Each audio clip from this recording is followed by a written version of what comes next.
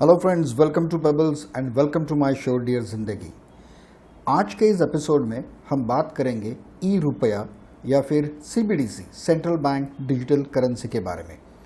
उसके बारे में हम जानकारी तो लेंगे लेकिन वो बहुत ही शॉर्ट में।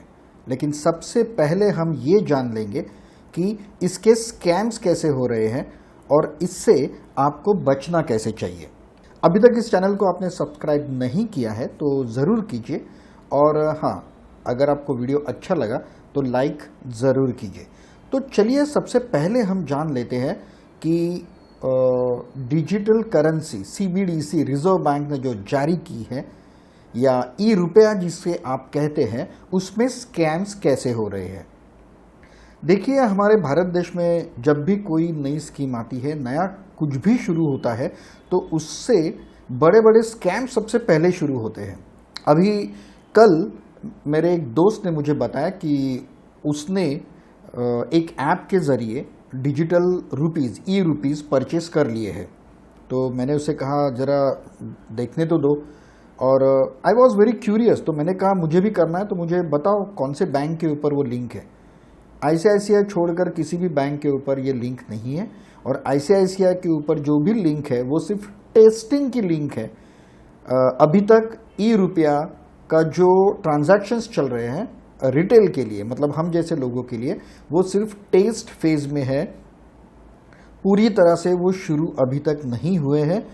प्ले स्टोर पर किसी भी बैंक की, आरबीआई की या एनपीसीआई मतलब national payment corporation of India, जो हर तरह के ट्रांजैक्शन को कंट्रोल करती है, उससे कोई भी ऐप अभी तक नहीं आई है।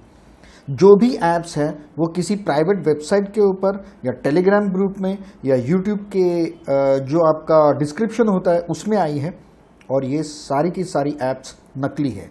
आपको पता होगा कि जब भी यूपीआई से हम पेमेंट करते हैं, आपका गूगल पे है, फ़ोन पे है, तब बीच में एक स्कैम आया था, एक ऐसा ऐप आया था कि जहां आपको टिक मार्क दिखाया जाता था और आपके नाम के ऊपर पैसे ट्रांसफ़र हुए ऐसे दिखाया जाता था, लेकिन असल में वो होता नहीं था। तो दुकानदार को ऐसे लगता था कि शायद उसके पास थोड़ा लेट आया है, क्योंकि सामने वाला आदमी जो है वो हमें टिक मार्क तो दिखा रहा है, पेमेंट ट्रांसफ़र तो दिखा रहा है।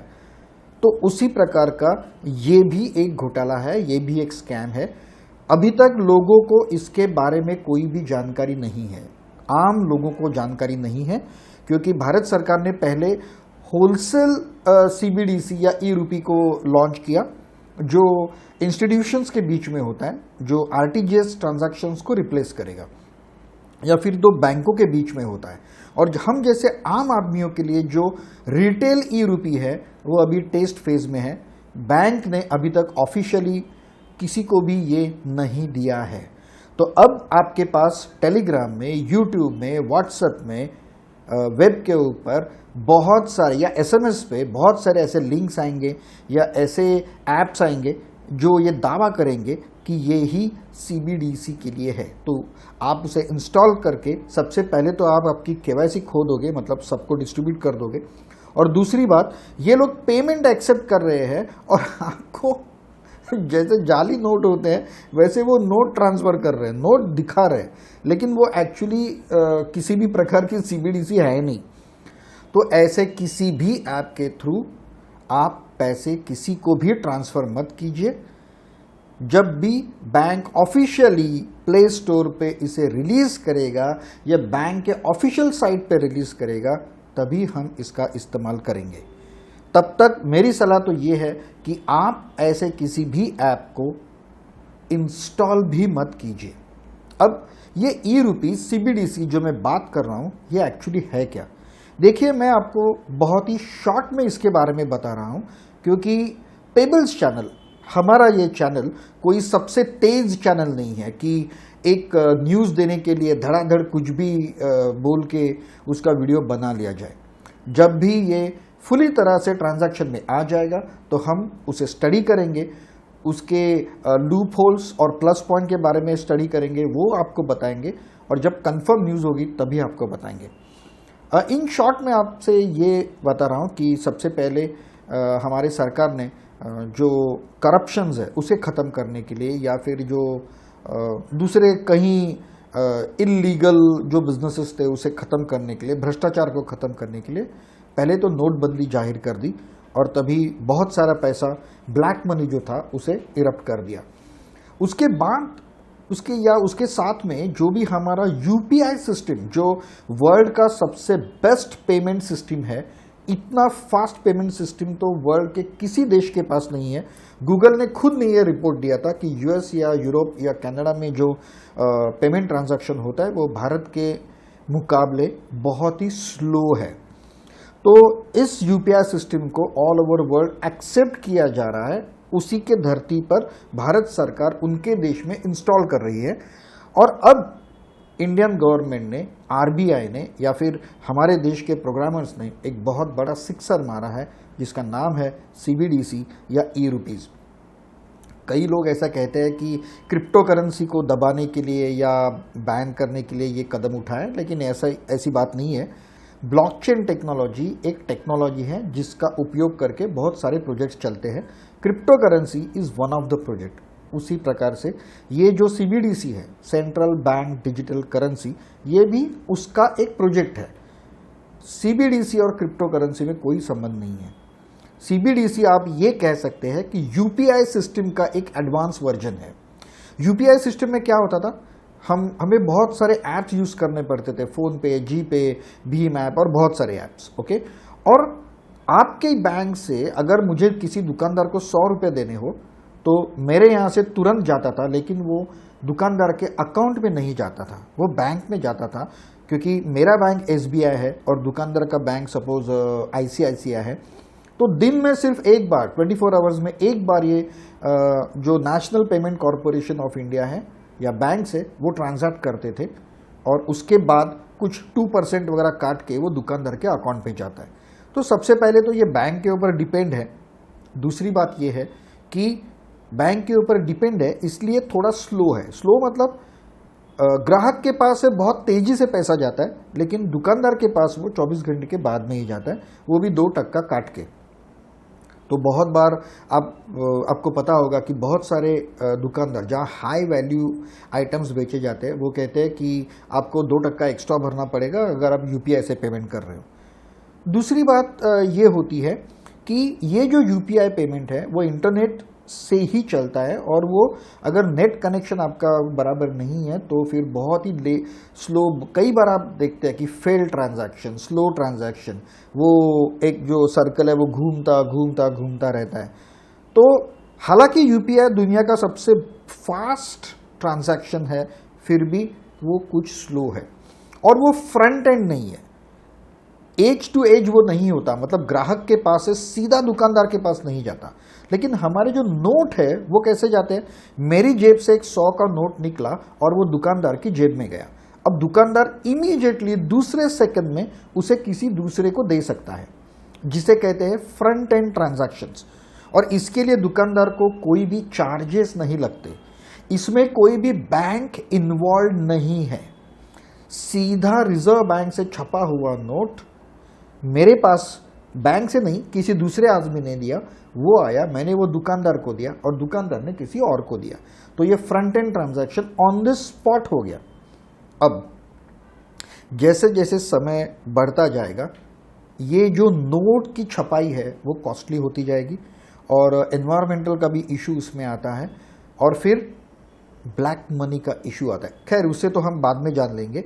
लेकिन अब ये जो ई रुपी है वो शायद आपके प्रीपेड कार्ड जैसा, प्रीपेड मोबाइल कार्ड जैसा है। मतलब पहले आपको पैसा भरना पड़ेगा और फिर आप मोबाइल यूज कर सकते हो, जैसे ही आपका पैसा खत्म आपका मोबाइल बंद। सिमिलरली ये जो ई रुपी है वो पहले आपको खरीदना पड़ेगा, मतलब आपको, it is just like your note on the electronic format. आप जो वॉलेट होगा या जो कुछ भी उसका वे होगा उसमें आप पहले वो वॉलेट में पैसा लोगे और फिर वहां से किसी को भी दोगे। तो ये फ्रंट एंड ट्रांजैक्शन हो जाएगा और इसके लिए इंटरनेट की भी जरूरत नहीं पड़ेगी। तो ये जो सिस्टम होगा वो दुनिया का सबसे तेज ट्रांजैक्शन सिस्टम होगा और सबसे पहला ट्रांजैक्शन सिस्टम होगा। एक तरह से अगर आप कहते हैं तो ये भारत की वर्ल्ड इकोनॉमी पर बहुत बड़ी विजय है। चलो ये तो हो गया रिटेलर और होलसेलर के लिए जो चाहते हैं कि अपना पेमेंट पूरा का पूरा वाइट में हो और कहीं ना कहीं रजिस्टर हो, बैंक से जाए, और उन्हें कोई डर नहीं है कि उनका इनकम टैक्स उनके ऊपर रेड करेगा या क्या करेगा। उनके लिए ये सिस्टम नॉर्मली चलेगा। लेकिन ये ई रूपी जो है या ये सीबीडीसी है, ये भ्रष्टाचार को कैसे खत्म करेगा, या दूसरा जो ब्लैक ट्रांजैक्शन है इसे कैसे खत्म करेगा। देखिए, भ्रष्टाचार सिर्फ ये नेता लोग या कुछ बड़ी कंपनियां या बड़े लोग ही नहीं करते, हम आम लोग भी बहुत भ्रष्टाचारी होते हैं। भ्रष्टाचार फिर वो किसी भी प्रकार का हो, वो भ्रष्टाचारी होता है। जैसे मेरी कंपनी ने मुझे 5 स्टार होटल में रहने के लिए पैसे दे दिए, क्योंकि मैं एक बड़ी कंपनी में काम करता हूँ। और मैंने क्या किया, मैंने 5 स्टार के बदले 3 स्टार या 2 स्टार होटल में रह लिया, क्योंकि मुझे चलता है, मुझे कोई शौक नहीं है 5 स्टार में रहने का। तो 5 स्टार के रूम का चार्ज था 10,000 रुपया, आम रूम मैंने 2,000 में लिया और ऊपर का 8,000 रुपया मैंने हड़प कर लिया। हम कहते हैं कि हम बहुत मतलब कंपनी को तो देना ही था, तो मैंने कुछ गलत काम नहीं किया है, लेकिन ये भी एक भ्रष्टाचारी हुआ। उसी प्रकार से जैसे ये कंपनी और एम्प्लॉयज़ के बीच में होता है, वैसे ही सरकार और लोगों के बीच में होता है।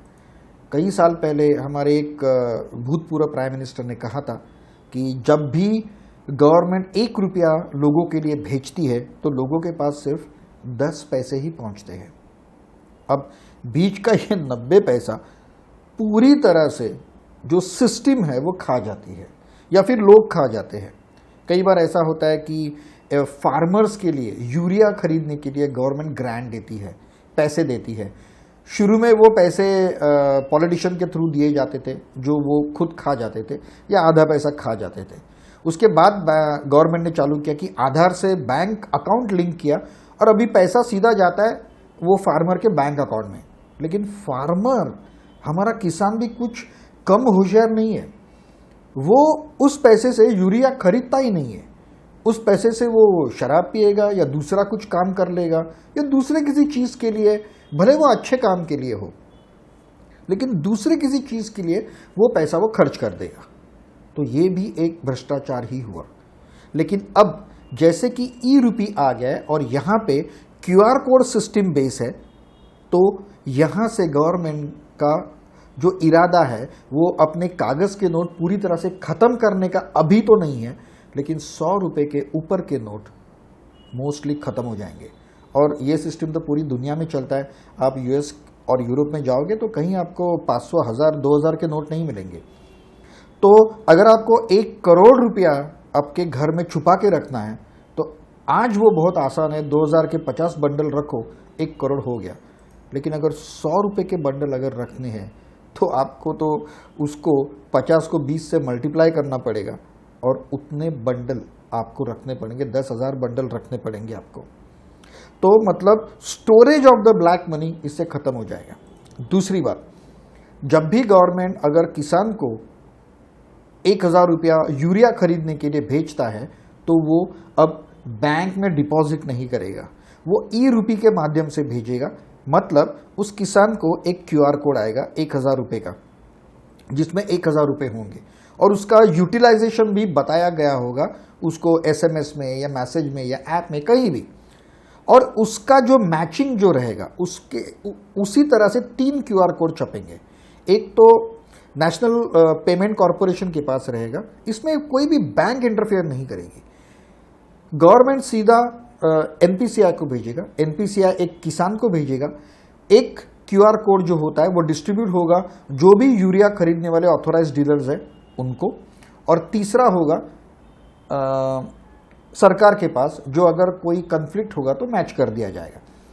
अब अगर उस किसान को वो क्यूआर कोड कैश करना है तो उसे जाना पड़ेगा यूरिया जो भी बेचता है उसके पास।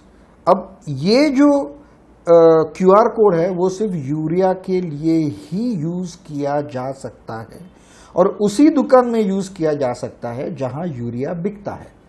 तो उसको यूरिया वाले को पहले ऑथोराइजेशन लेना होगा।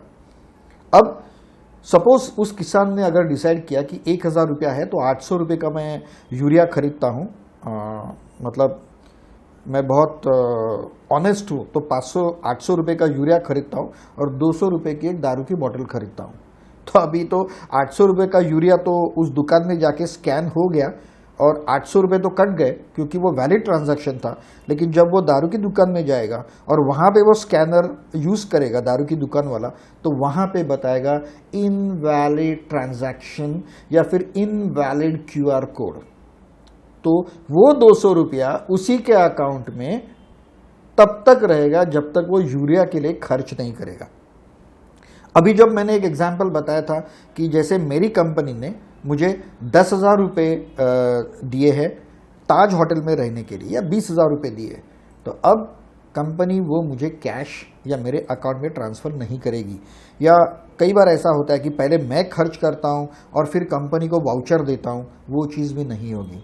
अब कंपनी सीधा QR कोड बनाएगी उसका, जो कंपनी मेरे और ताज के पास होगा। अब वो QR कोड, वो जो पैसे दिए वो सिर्फ ताज या उसके एफिलिएट ग्रुप में ही खर्च हो सकते हैं, दूसरी किसी भी जगह पर नहीं होंगे।